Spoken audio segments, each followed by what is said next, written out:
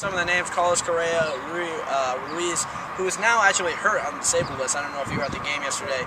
What happened with that? Because I'm hoping to talk to him after the game. I'm really not sure. I mean, I personally had school yesterday. It was a day game, the free game that they had going on. But I definitely know he was hurt. I heard about that.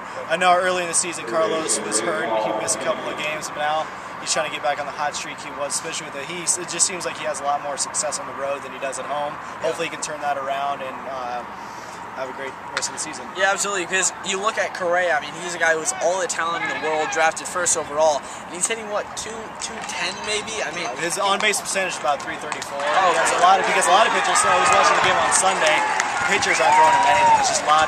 He's the ball's on the ground, or he's getting nailed with it a lot of times. So yeah, early on, he's not really seeing a lot that he can hit. I mean, when he does, he hits it up.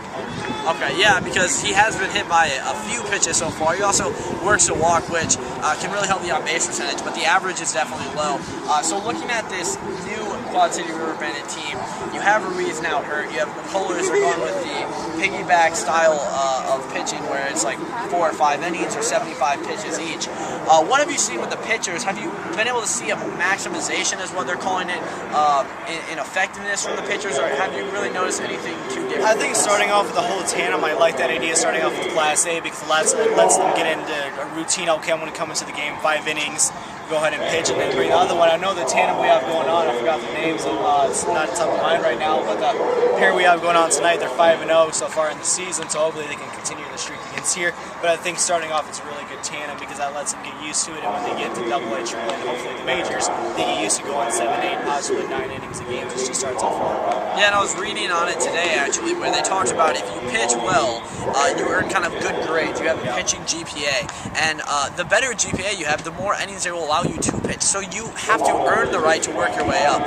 So pitching 5 innings can make the starters go out there, switch their pitches up, and get what needs to be done, but then also work up the pitches and the innings as the season goes along. So far it's been successful for the River Bandits. They're second place in the division right now. They're not far behind, no doubt. They're only back by a game.